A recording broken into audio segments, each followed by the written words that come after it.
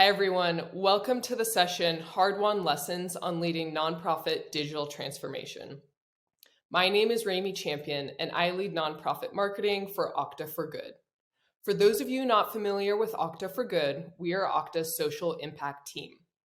Okta's vision is to enable everyone to safely use any technology, and Okta for Good seeks to ensure this extends to nonprofits doing critical work for communities and causes across the globe. Nonprofits remind us that the wealth of our world is not measured in numbers, but is instead rooted in the love and compassion that we give to and share with others. Nonprofits identify gaps in our society and step in to provide care for our communities, the world we live in, and our futures. Today, we'll take a closer look at the digital journey of two nonprofits who have grown their services and impact through the use of technology. I'm excited to lead you through a panel discussion with Marcus Stewart, VP of Technology at Achievement First, and Franklin Rosado, former head of technology at Planned Parenthood Federation of America. Both are seasoned nonprofit technology leaders that have led their organizations through large-scale digital transformation. In this session, you'll learn about the challenges they've overcome, the lessons they've learned along the way, and how this work helped them grow as leaders. I'd like to kick things off with you, Marcus. Tell us about your organization's work and impact. Thank you for the opportunity. So I work for Achievement First, which is a charter school district with a student population of about 15,000 students and a staff population roughly about 2,700. And so we primarily use Okta when it comes to our staff population. And the impact of our work is that we help kids get to the next level of education for them in the long term, whether that's going to college, a community college, a trade school, or something like that. We primarily work with low-income students in 3 geographies: New York, Connecticut, and Rhode Island. And we ensure that they always have a great technology experience regardless of their income level. Thank you, Marcus. And Frank, tell us a little bit about your organization's work and impact. Planned Parenthood is a sexual reproductive healthcare organization. The needs of our society around sexual reproductive healthcare are very acute.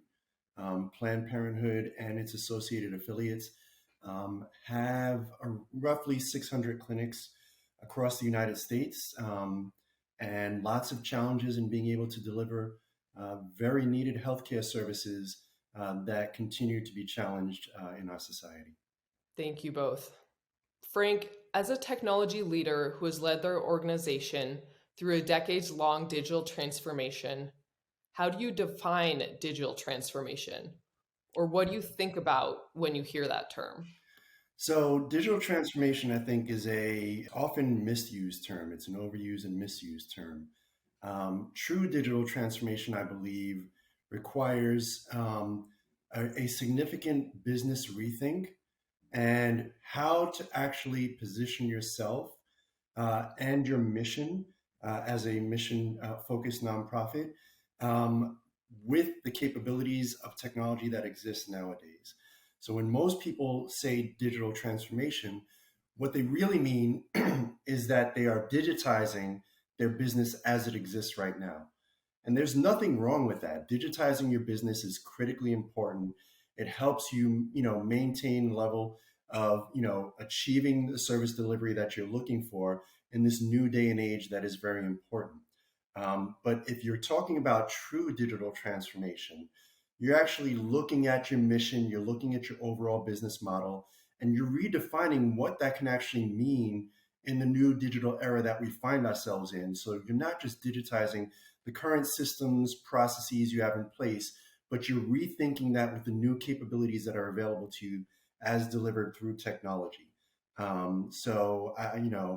The concept of true digital transformation requires, executive level buy-in, board level buy-in to really redefine what you're doing, how you're doing it, and move towards that.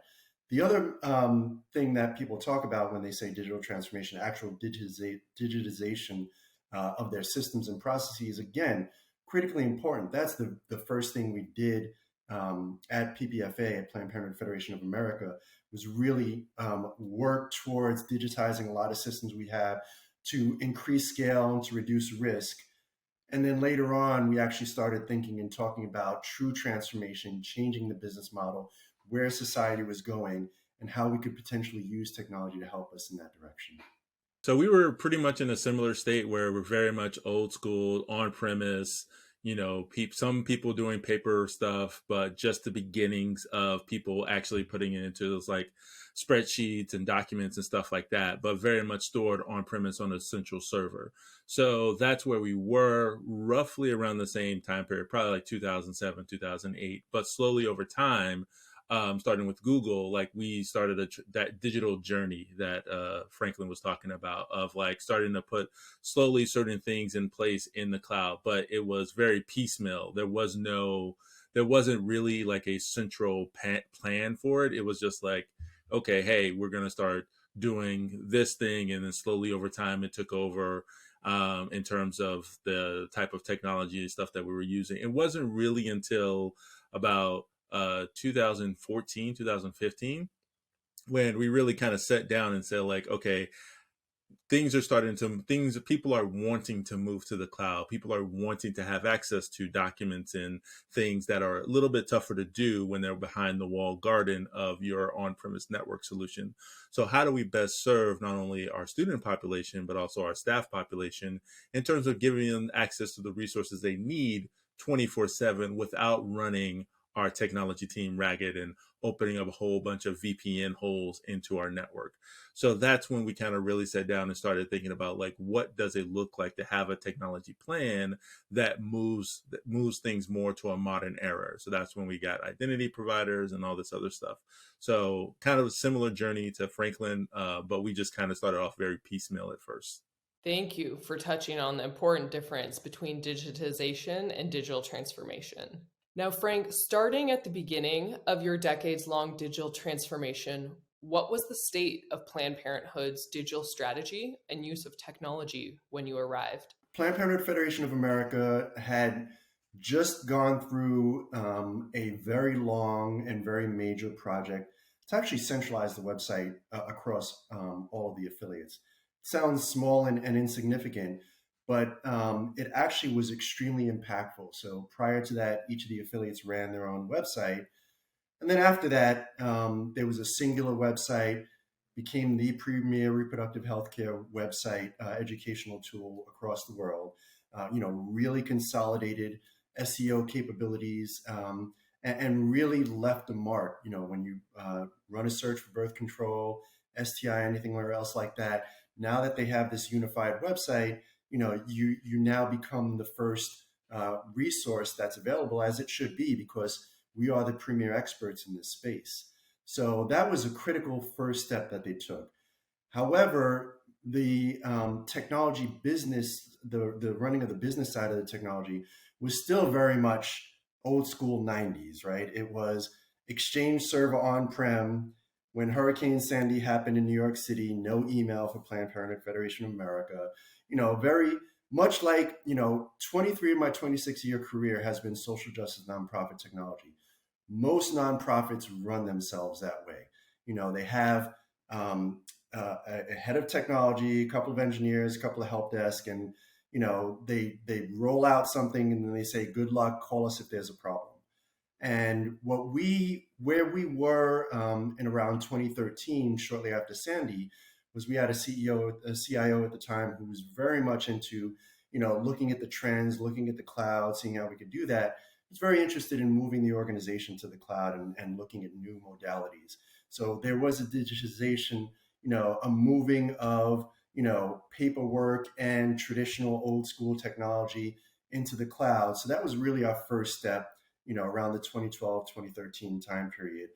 And then slowly over time, Planned Parenthood Federation of America, moved to the cloud very successfully, holistically into the cloud, and had extremely high availability and great progress in the move to the cloud. And then, started looking at ways of helping its affiliates on that journey as well. Marcus, Frank touched on the critical first step of centralizing their website and then ultimately moving to the cloud slowly over time.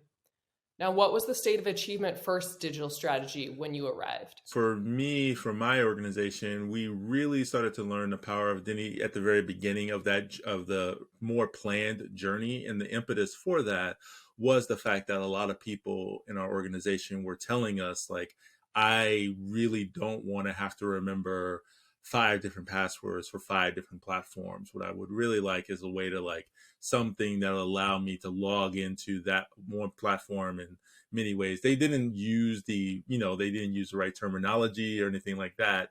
But the impetus was like, I'm tired of having to remember 5 different identities in order to get access to 5 different things.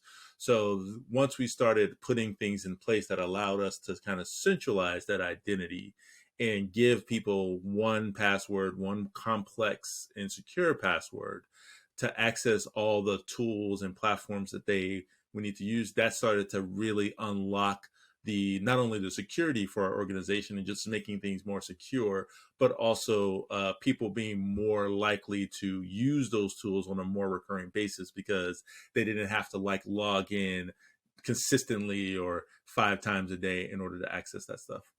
Thanks, Marcus. You both touched on a slow move to the cloud. And I'm curious, during your tenure, when did you come to understand the power of identity for your organization? So for us at Planned Parenthood, I was at Uncommon Schools prior to Planned Parenthood, led technology at Uncommon Schools, an organization very much like Marcus's, where he's at right now.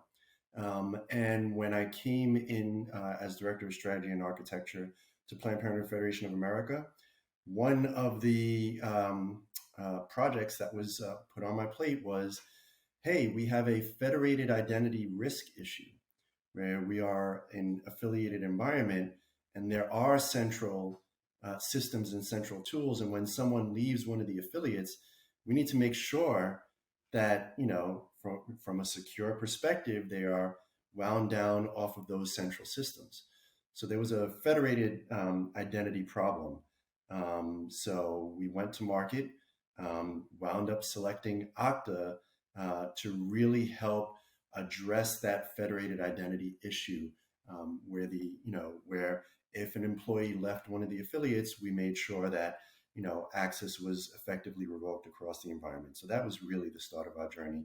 The organization recognized the risk there and looked for solutions to address that. Thank you both. So, going back to the concept of digital transformation as a journey, Frank, can you describe an initiative that spanned multiple years? Specifically, I'd love if you could touch on how did the plan evolve from conception to completion? And as a leader, did you ever struggle to maintain organizational focus on these long-term priorities? Many, many examples. I'll lead with the example I just alluded to before, which was the identity example. So took on that project. The organization was a little bit more comfortable at the time with on-prem, but had its eyes on moving to the cloud. Okta was a relatively new organization in early 2013, so had some initial conversations there. Towards the end of that year, we had made the decision to move forward with Okta, and it was a challenging endeavor because what we were looking to do was to set up an Okta environment for 60 plus affiliates, as well as the national office, and get them all talking to each other. And all of these different affiliates operate completely independently. So being able to get buy-in, being able to get understanding, working with all the IT leaders at all the different affiliates, building up goodwill, driving this forward. We had like a 2-year horizon on this project because of the broad scope of it. It was hard for a while keeping focus. Lots of things go on in the world of Planned Parenthood, as many people know. So there's always, some major crisis that's taking someone's time and attention, something else going on that's taking time and attention. But, getting a good project manager, getting a good project lead who can continue to drive forward, and close out the distractions, continue to engage with all the stakeholders properly, build a good change campaign. One of the things that's critically important in these long-term endeavors is, people often talk about change management. And, at Planned Parenthood Federation of America, we like to call something that we call a change campaign.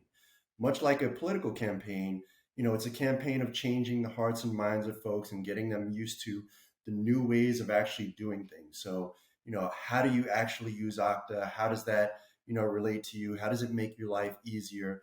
These were all things that we had to plan for and carry through throughout the 2 years that it took for us to get Okta effectively onboarded at all of our affiliates as well as the national office. And it was the second thing that we actually did across the entire federation, the first being the website. So very successful project that we were able to execute in relatively short order given the scope of the project. We heard about how change management can be done via an internal change campaign to support the deployment of identity.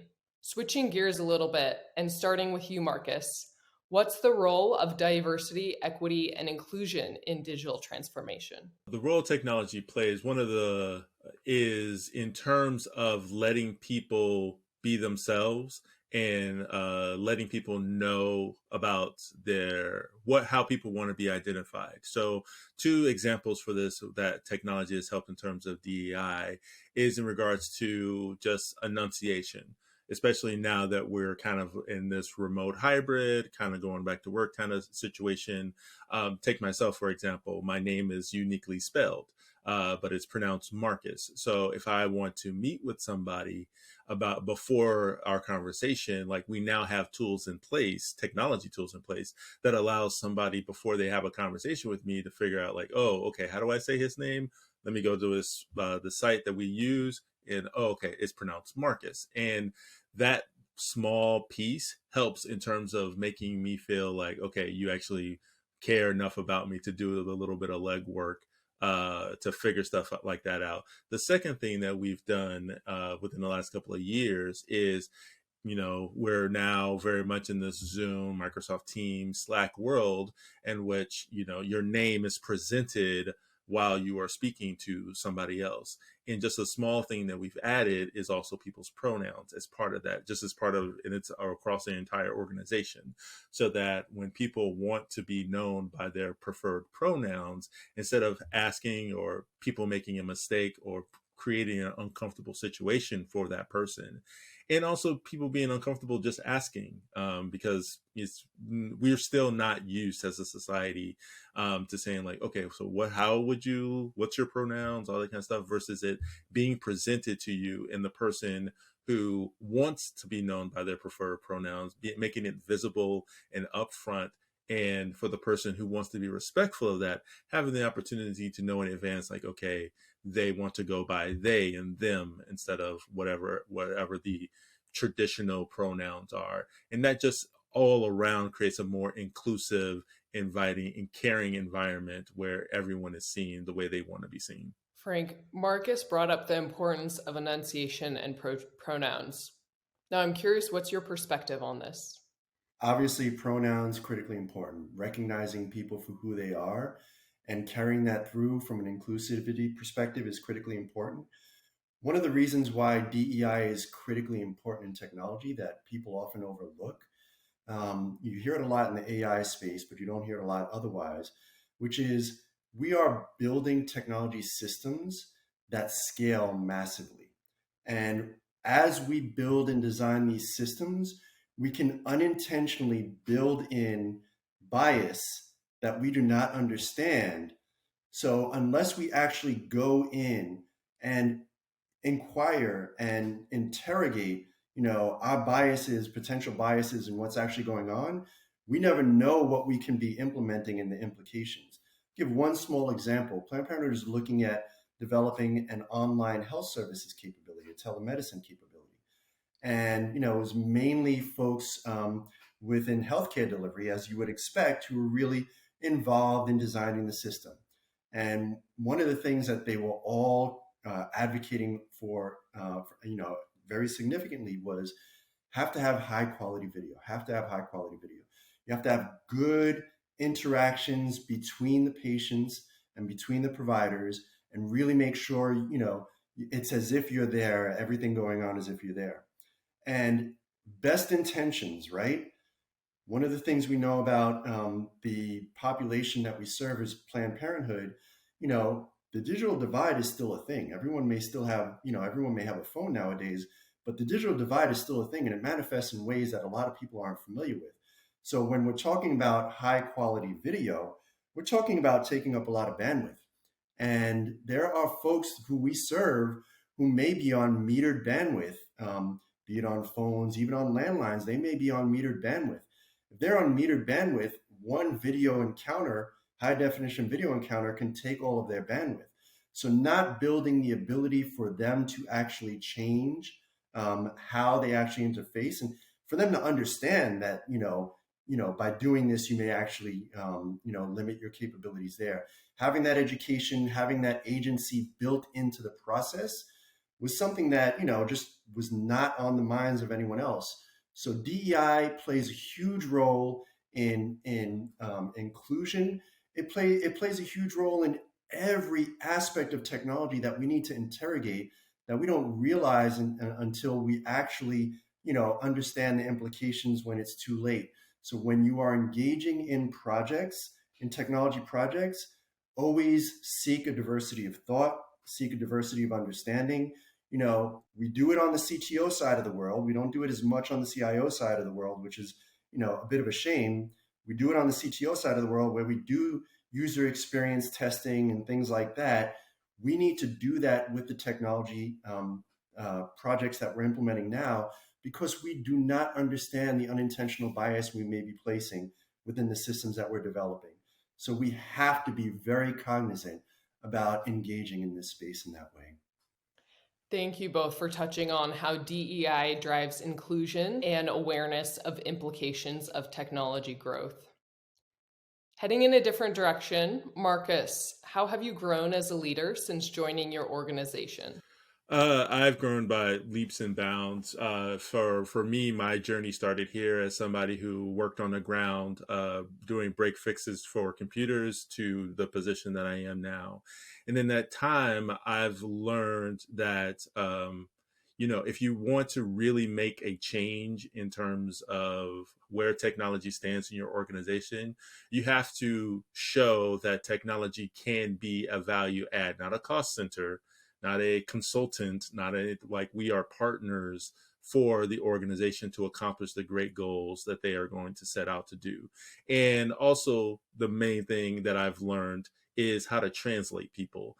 Because no one's going to talk, very few people are going to talk to me in a technology way.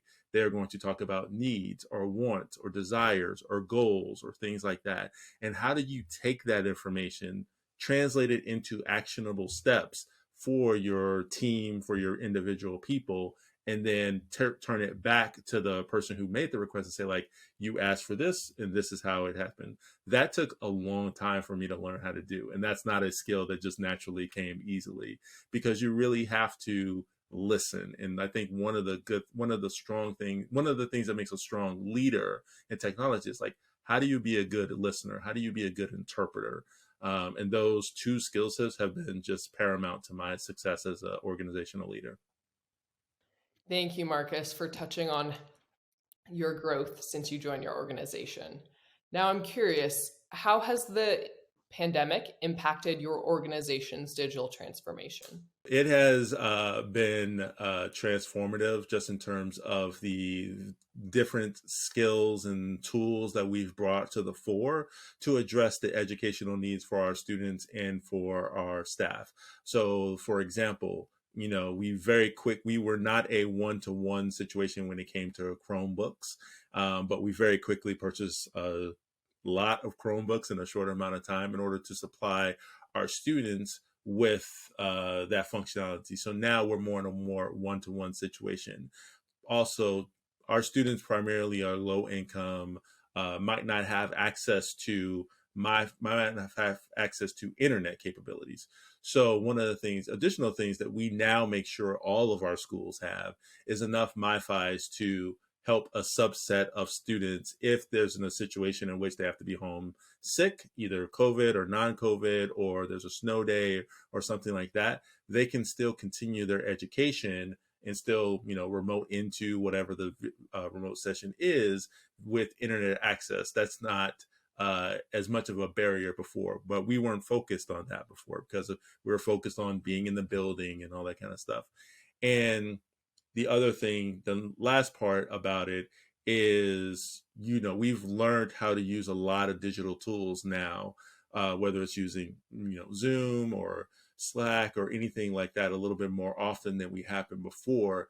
The organization has figured out a way to communicate with each other, person to person, staff to staff, that has allowed us to kind of break down some of the barriers, the silos that existed before, when it was just like, I have to see you in person in order to communicate X, Y, or Z to you. So those are just a few of the ways in which the pandemic has helped us be better when it comes to technology. Thanks, Marcus. So we're wrapping up here. I have one final question for you both. What advice would you offer to other nonprofit technology leaders who are responsible for leading digital transformation, perhaps for the first time in their lives and in the lives of their organizations? Frank, let's start with you. First, understand what sort of digital transformation journey you're on. If you're on the digitization journey, recognize that. Really learn the processes that exist now. Get an understanding of what the environment that exists out in the technology world is. One of the key things about the move to the cloud that people don't understand as it impacts nonprofit organizations is that the move to the cloud moves a couple of different things. So first, it moves from a CapEx model to an OpEx model. So working with your CFO, understanding what the actual implications are, how you actually navigate that successfully as an organization is something that's important. Also, control is now moved, right? Control is now moved from how you control your configuration alone and exclusively, and how you maybe hire some consultants to help you in that process, to it's shared between you and your cloud hosting provider. So the way to actually, the controls now exist more in the legal space. So if you have access to, even if it's external counsel or something like that, learning how to actually construct contracts is critically important in this day and age working with cloud providers.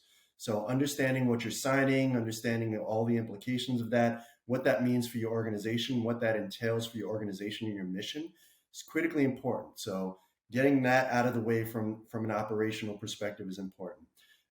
Like Marcus said, being able to have those soft skills, listen to the business, listen and understand, take that understanding, go to market, be able to figure out how the market actually interfaces with that, and test it.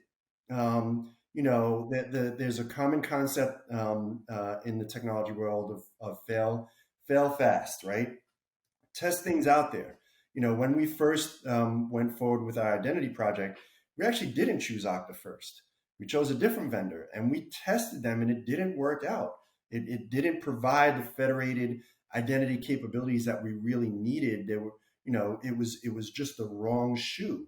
And we were able to then pivot and move to Okta instead. So really, going out there, testing it, just because something looks good, really make sure that things work well for you and your organization. Get the input of the business, help the business through that is important from a digitization perspective. From a digital transformation perspective, for the past 2.5 years, I moved to a new Planned Parenthood endeavor called the Clinical Health Network for Transformation, which was the concept of we are looking to change our business, and we are looking for technology that map to help us with this change to the business, help understand how technology can help evolve our business as well. The key caveat there is business transformation is hard. Business transformation is hard as heck. You're used to doing things a certain way. When people, for example, talk about Satya Nadella and how he helped transform Microsoft, in the move to the cloud, people like the thinking of moving Microsoft to the cloud seem pretty, incongruous, because they had a cash cow with the software model that they had before, but that's where the future was going. And it was hard to move. It took a lot of strength to move in that way. Um, Folks can, think that they're behind business transformation, but when the rubber hits the road, things start to change. So really, making sure you understand who are the principals in true business transformation. How much are they actually behind that? How much are they sticking around for that? Because if they're gone halfway through, your business transformation might go out the door completely. So, business transformation is a much larger endeavor that requires much more buy in, ensuring that you have that buy in and ensuring that you can execute to at least get to the starting line so that you can figure out, was this successful? Can you get data to actually prove that this is valuable and viable? Most people don't make it there. It's a very hard journey, but it can be very rewarding. You can completely transform. One example here is I talked about the traditional ways that nonprofits run technology, leader, engineers, and help desk. And then, they do something and then they say, good luck, we need Office 365. All right, we rolled out Office 365 to everyone. Good luck. How about, hey, we now, instead of that, are going to have product managers. We're going to have experience managers. We're really going to transform how technology actually engages with the business and provides a value proposition to the business. So instead of saying good luck, it's, hey, we know that you interact with patients in this way. There's this new capability in Teams, or there's this new capability in Office 365 that can really change how you do that. So that's where a lot of value actually comes from. So being able to listen to and understand the business, being able to understand the technology, and being able to marry those two things is a critically important skill for us all. Frank mentioned gaining awareness of processes and controls that exist now, who the principles of business transformation are, and the important skills of listening and understanding. Marcus, what would you add to that? I just think Franklin was spot on with a lot of that in terms of like listening to the business and really understanding where people are going, where the organization is going. And I just also want to co-sign that knowing up front that transformation is hard is a very important thing, because non-technology people can think that like, oh yeah, you can just do that website design in 6 months, or you can just do that in identity thing in 3 months or whatever. But understanding and making clear to them that like, no, if you want it done well, it's going to take time and effort and human resources in order to do well. Anyone can just throw something out there, but it'll not be great. And the end result will make more people unhappy than what you started off with. The one thing a couple of things I would add to that is, I would say, like, as a leader, especially if you're new to the space, is like coming up with a vision. Part of this is about listening to the organization, but part of it is also listening to your internal team and like because there's two parts of this equation. It's what the business wants, but you're also dealing with employees and people who are interested in technology and want to be a part of it. Like usually when somebody works for a nonprofit, they are aligned to the mission, but they themselves want to grow and develop and be challenged, just like we all do. So usually when I just went through this process of like coming up with a vision that aligns with kind of both, like what is it that can inspire people to keep pushing the boulder up the mountain as they go through the challenges, as things take time to do, and how can you signal to the organization like we are aligned with the business needs of the organization, and this is our value add, especially when it comes to technology. It can be considered a cost center. We are not a cost center. We are a value add to the organization. We supercharge, we make things more efficient, we improve things. We, as Franklin has said many times, as multiple times through this conversation, we take processes that were manual or written or obtuse or whatever, and we can take that and transform that into a new process that can supercharge the organization to newer or better heights. But part of that starts with like, where are you going? like people, especially in technology, people respond well to like, where are you going? For Franklin's example of Satya Nadella, like people probably thought he was crazy when he was like, we're moving to the cloud, but he had a vision. And once you get people in line with that vision, like almost anything is possible. So like especially as a new leader, and it can be tedious and arduous to do. It can be difficult to do because you're taking something potentially that's abstract and making it concrete. But once you have that tool set available to you, you're able to communicate to both sides of the equation that I was just talking about. You can communicate to your staff members of like, we have a goal, we have a vision, and this speaks to you. And to the C levels, the executives, the board, this is what we bring to the table of our team. And if we're not just break fix computers or anything like that, we are an integral part of the organization, and we will make sure that this organization continues and be successful from this point forward. And that's just a really important thing, but it's not really techie kind of thing, but it's so important in terms of being able to communicate with all facets of, as Franklin said, your stakeholders, and just letting them know exactly where you want your team and your organization to go from a technology lens. Thank you both. And thank you all to our audience for being here to listen to this incredibly valuable insight from Marcus and Franklin. My name is Rami Champion, and I hope you all have a great day.